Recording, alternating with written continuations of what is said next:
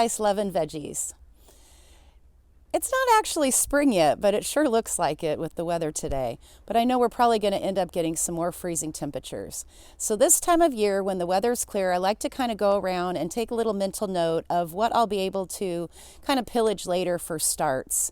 A lot of my herbs and different little succulents, they propagate a lot during the season, or growing season. So this is a great time to kind of take stock of what you may want to transplant so you can have more plants to either plant somewhere or sell during the springtime. Here's an example of some strawberry starts that I planted last year. They don't really look like much now, but as you can see here, there is going to be plenty of green growth. And these will, all but one tray, will all be strawberry starts. This area here sure doesn't look like much. This is my apple mint area. And you can see right here, Ruby was digging, which I'm not too happy about. But there's lots of things going on here if you look really, really close. Like here's an apple mint start. Here's some apple mint starts. So when the weather is a little bit more conducive to transplanting, which will just be about a month, maybe a month and a half, I can come out here and I can just pull some of these out of the ground. Look, here's a nice clump of them right here, minus that weed. We don't want that in there. But I just love this time of year. This is a bee balm plant, and it doesn't really send out shoots, but if a person wanted, they could kind of dig in here and pull out and separate. I've got a pretty good ball of them going there, and I think I'll just end up leaving all of those. Well, let's take a little gander here and see what else I'll be able to find this spring. This is red creeping thyme. Red creeping thyme with some weeds in it. That's no good. Just gotta pull that little bugger out right there, right now. Anyways, so this is red creeping thyme, and you may remember a couple seasons ago I planted this, and they were just in little tiny 4-inch pots, and I transplanted all this, and you can see how lovely it's doing now. It's kind of died off a little bit this time of year, but this is just going crazy. So I could, if I didn't want it in the rocks, I could come and pull some of this up and stick it in a pot with some of the roots there, and it would do just fine. But I'm going to leave it. I like the idea of it cascading over those rocks. I think that's going to look really neat. Now again, pardon the weeds because they do happen. And this, of course, is a primrose, so I'm not going to take that out. But all of these are a succulent variety. And I planted just a little bit of those a couple years back. And boy, oh boy, they've sure spread out. And again, I'm going to encourage them to probably come over these blocks because I think the blocks just look so cold. So I kind of want to warm them up a little bit with some plants. But again, a person could come in here and just dig some out at the roots and put those in a pot, and you would have a whole bunch more the next year. These are daisies, and I already did this once this year, and I can't say that I won't be back to take some more out for transplanting. But these grow really, really fast, and they're super easy to transplant. So like this plant right here, I could just pop that out at the roots and stick it in somewhere else. You can see how many are up here. This is under a concrete slab, so I might want to pull some of these out so that they could actually flower, because the flowers will have a hard time growing up, obviously, if the concrete is there.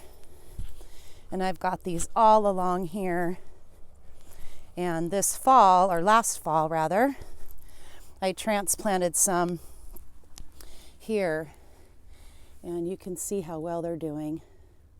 And I also have some lilies that are going to be coming up here, so that's kind of exciting to see this time of year as well. And last but not least, here is the very, very messy flower bed that I showed you last episode, but I wanted to point out a couple of neat things. So last year I had a lot of poppies and bees friend in here. And here, for example, is a huge poppy plant that's doing really well. I wouldn't dare to take that out, but a person could come in and they could take some of these smaller ones and transplant them to other areas, because you can see how thick they are in here. And I certainly don't need that many poppies, but I may keep all the poppies, hard to say. This here is the original area where I grew the bees friend, and it was just really awesome last year how prolific it grew and how much those little bees loved it. So here's an example of, there you can see the root down in there, and you could just pop this out and put it in another place and you would have bees friend more places. So I may be doing that. I'm not quite sure. I just like to kind of keep a little eye on what's going on, so I'm prepared for the spring.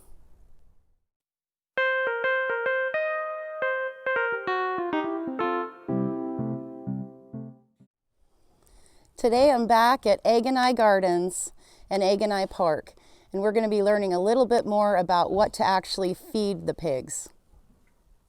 Hi, here we are in the grain shed. I'm going to show you what I feed my pigs, and that works here on the farm. We start out with, this is wheat. It's been rolled so that it's more accessible for the animal. Wheat has a good protein content, and it doesn't have a hull, so it's all product that they can digest. The whole, that means no shell. No shell. Okay.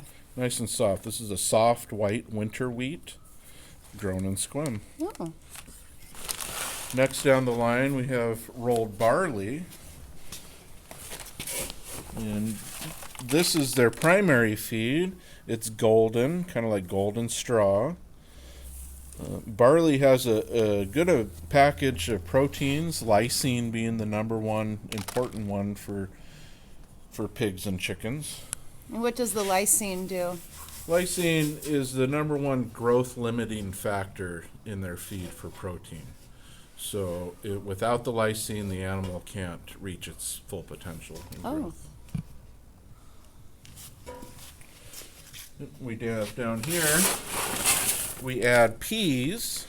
Just dried peas? These are field peas grown in Washington. They're a lot of, they're culls from the human consumption type. So these become soft when they're wet, so we don't have to roll them. They're at 18% protein. Oh.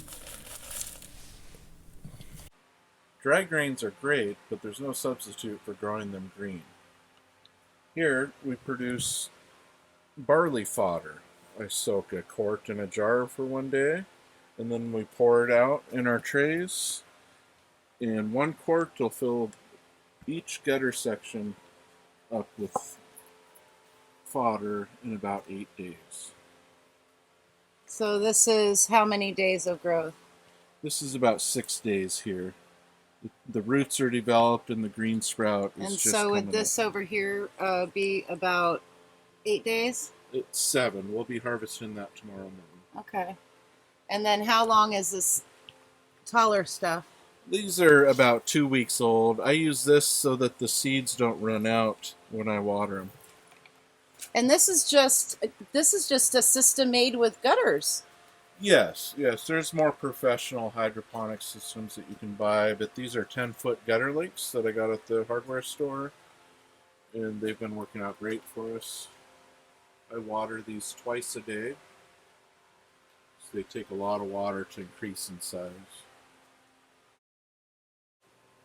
So how do you end up harvesting from the trays here, Doyle?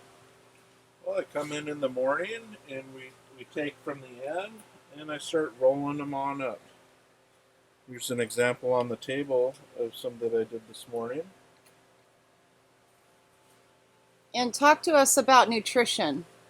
The benefits of a fodder system is a lot. It's like feeding spring year round. And the spring grass is what gives the nutrition to all the foraging animals in the world, basically. It doubles the soluble fiber. It increases the barley content from around 12% up to 18%, which is very good for pigs and animals. I had mentioned last episode about not feeding pigs garbage food.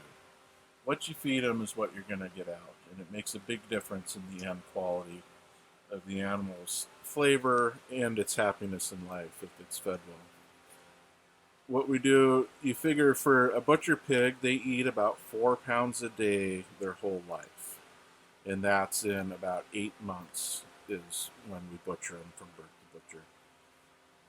Feeding them nutrient dense, high quality feed is really what makes my product stand out among others.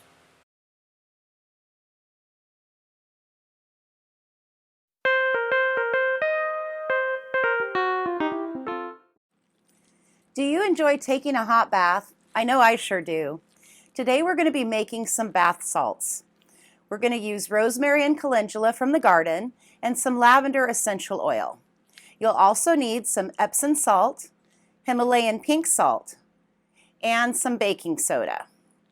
Now, I have the Himalayan pink salt that's in the rocks, so I'm going to have to also grind that down, so you'll have to do the same. We're going to start by separating the calendula and the rosemary from the flower and the stalks. The next thing you're going to do is grind up your herbs. I've mentioned this before, but I found this old coffee grinder at a garage sale for a couple of bucks, and I use it more than you can believe. It comes in really handy, and you definitely don't want to be using your coffee grinder for grinding herbs. Then your coffee will taste a little bit herbal, which might be okay for some people, but personally, I like my coffee to be coffee. If I can get the lid off of here easily and get all these herbs out of here with one hand, I'll be doing good. As I've said before, it's a little bit hard to film sometimes when you've got one hand on the camera and one hand at the task at hand. So the herbs ground up and they look just great. Don't forget to wipe out the grinder when you're done. The herbs are here in the bowl, and the next thing we're going to do is to add this Himalayan salt and some Epsom salt.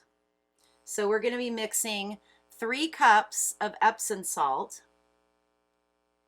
to 1 cup Himalayan salt and a half a cup of baking soda. As you can see here, I'm not using a real measuring cup, but I figured that this cup is close enough to the size that I wanted. So for today, it's going to work for what I need it to. Okay, we've got the Epsom salt added. The next thing we're going to do is to add the pink Himalayan salt. Once you've got that added, go ahead and add your baking soda. Baking soda has so many uses. In this case, it's going to help to remove germs and aid in healing skin in case you had any infections. If I can get it out of this container here. It takes a minute sometimes when it gets clumpy and stuck together. All right, so we're going to pour in the baking soda, and then we're going to give this a little bit of a stir here in a minute as soon as we add the lavender. I don't have a dropper for this essential oil, so I'm honestly guessing. If I had to say, it's probably between 15 and 20 drops. You want to make sure that you mix this very, very well, especially because those herbs at the bottom of the bowl are wet, so they're going to kind of stick and clump together. You can see against the side of the bowl are some clumps of the Himalayan salt and the Epsom salt. Go ahead and mix those really well. Use the bottom of your spoon against the side of the bowl if you have to. Oh, that looks so great. I'm so excited. I can't wait to try this stuff. It feels so nice, almost like really soft sand. Now we're ready to put it into a container.